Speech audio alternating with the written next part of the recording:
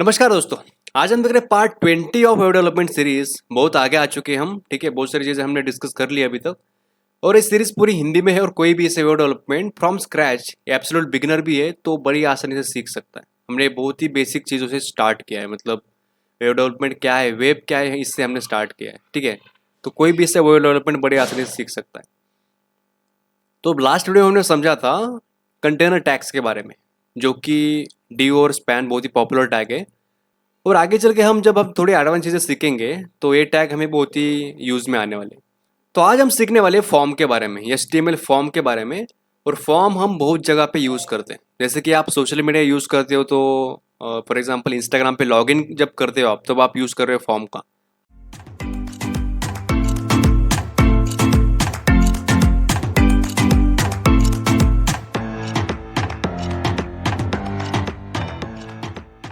आपके क्रेडेंशियल्स आपने पुटअप करे और साइन इन पे मतलब ऐसे क्लिक किया तो आपने एक फॉर्म सबमिट किया, जो कि जो भी आपके क्रेडेंशियल्स है वो सर्वर पे जाएंगे और सर्वर से फिर एप्रोप्रिएट रिस्पॉन्स आएगा। आपके क्रेडेंशियल सही है तो आप सक्सेसफुल लॉगिन कर जाओगे, या फिर आपको मिलेगा कि इनवैलिड क्रेडेंशियल्स। तो क्लाइंट क्या है, सर्वर क्या है, रिक्वेस्ट रिस्पॉन्स क्या है, इसके बारे में हमने डिटेल में समझा है स्टार्टिंग में, उसके बारे में आप समझ सकते हो। या फिर एग्जाम का रिजल्ट देखते हो आप तो उस पर क्रेडेंशियल्स डालने पड़ते हैं आपको, ठीक है। तो वो भी एक HTML फॉर्म ही है, ठीक है। तो फॉर्म एक वेब डेवलपमेंट का बहुत ही इंपॉर्टेंट टैग है, ठीक है, ऑथेंटिकेशन के लिए और कुछ डेटा यूजर से लेने के लिए बहुत ही इंपॉर्टेंट टैग है। तो एक नई फाइल बनाएंगे हम अभी, इसको बोलेंगे फॉर्म टैग इन HTML.html, ठीक है। Ctrl+B और HTML5 that is boiler plate code, और टाइटल भी सेट कर लेता हूँ इसको मैं, ठीक है। तो फॉर्म हमारे पास टैग एक, जैसे आप एंटर करोगे तो फॉर्म टैग बेसिक आ जाएगा। और एक्शन को के लिए अभी के लिए आप इसको इग्नोर करो, थोड़ी देर में इसके बारे में हम डिस्कस करेंगे, ठीक है। तो फॉर्म भी एक कंटेनर टैग है। कंटेनर टैग क्या है हमने लास्ट वीडियो में समझा था, ठीक है। तो फॉर्म भी एक कंटेनर टैग है जो कुछ कंटेंट करने का काम करेगा। क्या कंटेंट करेगा इसके बारे में देखते हैं अभी। तो सबसे इंपॉर्टेंट टैग है हमारे फॉर्म के केस में अगर देखें तो दैट इज इनपुट टैग, ठीक है। इनपुट, तो इनपुट में हमारे पास बहुत सारे टाइप्स है। तो आपने देखा होगा कई बार जब आप ऑनलाइन फॉर्म फिल कर रहे हो तो कुछ इसमें हमें टेक्स्ट टाइप करना होता है, कुछ में डेट सिलेक्ट कर सकते हैं हम, या फिर कुछ केस में ड्रॉप डाउन होता है, कुछ केस में लिस्ट होती है। बहुत सारी चीज़ें आपने देखा होगा, कई केस में आप फाइल भी अपलोड करते हो। तो ये सारी चीज़ें हैंडल करी जाती है यूजिंग इनपुट टैग, ठीक है। तो इनपुट टैग इसको आप कट करोगे, बाय डिफ़ॉल्ट वो पॉपुलेट हो जाता है। और जैसे आप इधर डबल कोट्स डालोगे तो आपको देखने को मिलेंगे बहुत सारे options, button, check box, colour, date. Date तो हर एक किसको मैं थोड़ा सा एक्सप्लेन करता हूँ अभी। बटन मतलब क्या, input type is equal to button करेंगे हम तो एक बटन आ जाएगा उधर, ठीक है। अगला है चेक बॉक्स। तो चेक बॉक्स मतलब कई बार आपको चूज करने का ऑप्शन मिलता है, जैसे कि आप वेज खाते हो या नॉन वेज खाते हो, जैसे कि कोई होटल का मेन्यू है तो उधर आप वेज या नॉन वेज सेलेक्ट कर सकते हो, ठीक है। दैट इज ऑल्सो उसको हम बोल सकते हैं रेडियो बटन, जैसे कि चॉइसेस होते हैं हमारे पास सिलेक्ट करने के लिए। कलर, तो कलर पिकर देखा होगा आपने ऑनलाइन कई बार। तो मैं आपको सजेस्ट करूंगा जितने भी इधर आपको ऑप्शन मिल रहे हैं ना वो सब आप इम्प्लीमेंट करो खुद से, मतलब हर एक सेपरेट सेपरेट इनपुट टैग लो और हर एक को मतलब इम्प्लीमेंट करो और चेक करो कि क्या क्या मतलब हर एक का एग्जिस्टेंस होता है, ठीक है। तो आपको और क्लैरिटी आ जाएगी। डेट मतलब आपने देखा होगा ऑनलाइन कैलेंडर, जैसे कि कोई आपको डेट ऑफ बर्थ सिलेक्ट करनी है आपको, तो उधर जैसे आप उसको ऑप्शन को क्लिक करते हो तो कैलेंडर ओपन हो जाता है। तो मंथ, ईयर और डेट सिलेक्ट करके आप आपकी डेट ऑफ बर्थ उधर सिलेक्ट करते हो, तो वो भी हैंडल करा जाता है using this date. Date time, date के साथ टाइम भी मतलब चाहिए आपको तो डेट टाइम सेलेक्ट कर सकते हो। बहुत सारे ऑप्शंस, ईमेल, फाइल। फाइल जब आप आपने देखा होगा जैसे कि कोई डॉक्यूमेंट अपलोड करना है आपको तो वो हैंडल करा जाता है यूजिंग फाइल। तो आपको अगर फाइल इधर सिलेक्ट करोगे आप तो फाइल अपलोड का उधर ऑप्शन आ जाता है। तो बहुत सारे ऑप्शंस होते हैं हमारे पास, ठीक है।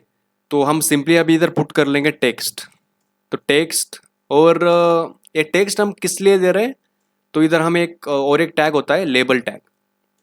तो फॉर एग्जांपल आप अभी सिंपली इमेजिन करो कि हम एक सिंपल फॉर्म बना रहे हैं, उसमें हम यूज़र से उसका नाम और for example mobile number as a input लेंगे और यूज़र को सबमिट करने का ऑप्शन देंगे। तो फॉर के लिए, तो फॉर एट्रीब्यूट को आप अभी के लिए इग्नोर करो, ठीक है, आगे चल के उसके बारे में समझेंगे हम। तो लेबल हम देंगे नेम, ठीक है, यूज़र से हमें नेम लेना है और ठीक है नेम, इसको हम अभी ब्राउज़र में ओपन कर लेते हैं। कॉपी पाथ, तो जैसे मैंने एंटर किया तो आप देखोगे लेबल दिख रहा है नेम, और उस पर आगे हमें एक इनपुट बॉक्स दिख रहा है जिसके हम कुछ टेक्स्ट टाइप कर सकते हैं, ठीक है। तो this is simple input of text, okay. और दूसरा एक लेबल देंगे हम, लेबल, और फॉर एग्जांपल ईमेल, और दूसरा इनपुट बॉक्स देंगे एक इनपुट, और इधर आपको देखना होगा, आपने ईमेल का ऑप्शन मिल जाता है हमें टाइप, अगर आप देखोगे तो ईमेल, ठीक है। इस नेम और आईडी को भी आप ये अभी के लिए इग्नोर करो, आगे चल के उसके बारे में समझेंगे, ठीक है। तो फिर से रिलोड करोगे आप, तो अभी देखोगे आप ईमेल उसके आगे आ रहा है, और इसको आपको नई लाइन पे लाना है तो आप ब्रेक टैग का यूज़ कर सकते हो। ब्रेक टैग का कैसे यूज़ करना है हमने ऑलरेडी समझ लिया है। तो इस लाइन के बाद हमें एक नई लाइन देनी है तो बी आर टैग को यूज़ कर सकते हो, तो वो नई लाइन पे आ जाएगा, ठीक है। तो इधर भी कुछ आप ईमेल वगैरह टाइप कर सकते हो, ठीक है। और फाइनली हमें क्या करना है, एक बटन देना है, डेटा फिल करने के बाद user will be able to submit that form, ठीक है। तो इनपुट को ही यूज़ करके हम एक बटन बना सकते हैं। तो हमारे पास एक ऑप्शन होता है सबमिट का, सबमिट, ठीक है। तो सबमिट आप अगर टाइप लिखोगे इनपुट का तो आपको एक बटन मिलेगा, ठीक है।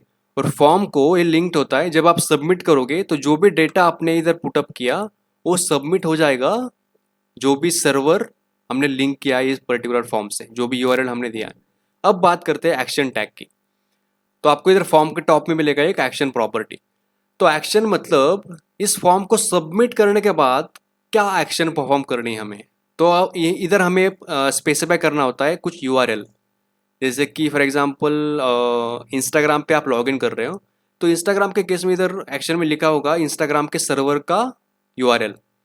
मतलब जब हम सबमिट कर रहे हैं तो हमारे क्रेडेंशियल जो भी आपका यूज़र नेम और पासवर्ड है वो सर्वर के पास भेजना है, तो सर्वर का इधर यूआरएल हमें मेंशन करना होगा, ठीक है। तो फॉर एग्जांपल डमी कुछ हम पुटअप कर लेते हैं, https://www.xyz.com और स्लैश इधर कुछ हो सकता है, मतलब और यूनिक एड्रेस। यूआरएल क्या होता है हमने ऑलरेडी समझ लिया है, ठीक है। तो जैसे ही अब आप इस सबमिट करोगे, ठीक है, अब हम सबमिट करके देख लेते हैं रिलोड करके इसको, और सबमिट को भी हम नई लाइन पे लेके आते हैं, ठीक है, बी आर टैग को यूज़ करेंगे। अभी मतलब फॉर्म बहुत ही गंदा लग रहा है मुझे तो ये, ठीक है।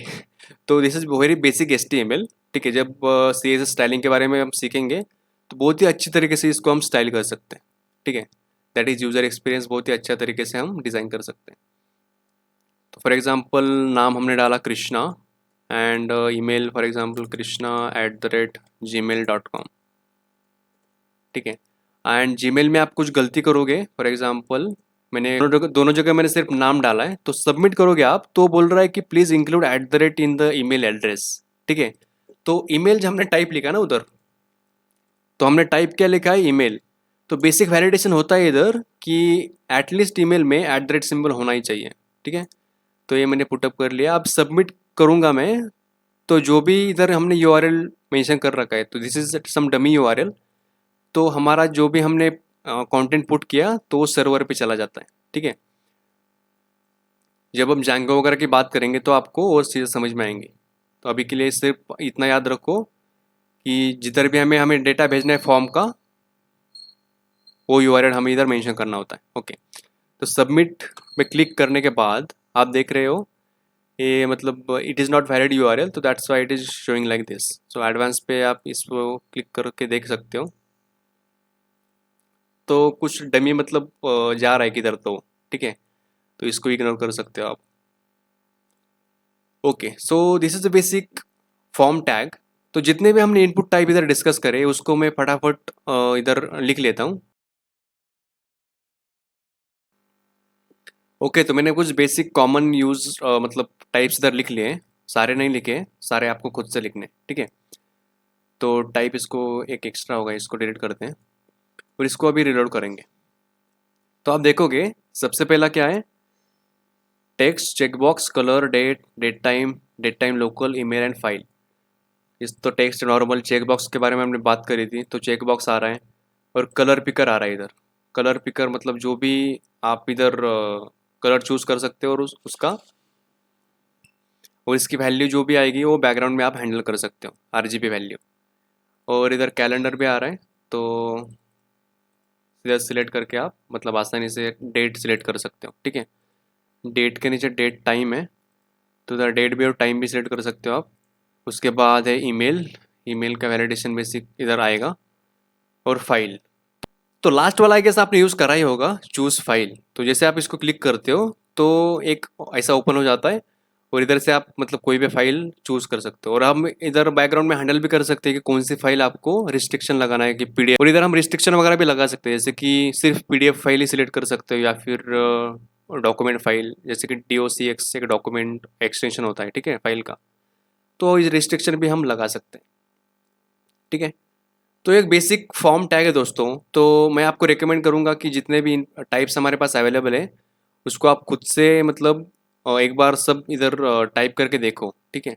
और एक्शन प्रॉपर्टी के बारे में हम जब बैकएंड का थोड़ा सा स्टार्ट करेंगे जैंगो का, तब मतलब डिटेल में समझेंगे कि एक्चुअल फॉर्म जब आप सबमिट करते हो तो डेटा कैसे सर्वर के पास जाता है, फिर डेटा सर्वर पे क्या प्रोसेसिंग होती है और फिर कैसे आपका आउटपुट आता है, मतलब रिस्पॉन्स आता है।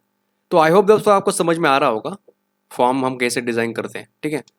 तो इस वीडियो को इतने रखते हैं दोस्तों। इसको समझने में कुछ भी दिक्कत जा रही है आपको तो उसके बारे में आप कमेंट कर सकते हो। उसके अलावा दूसरा कोई टॉपिक आपके मन में है उसको आप समझना चाहते हो तो उसके बारे में भी आप कमेंट कर सकते हो, उसको भी हम बड़ी आसानी से समझ लेंगे। तो मिलते हैं दोस्तों नेक्स्ट वीडियो में। जय Hind. Even when you feel low, you can still go. Even when you feel slow, you can still go. Even when there's no hope, you can still go. I never answer to no, man, I still go. Go, go.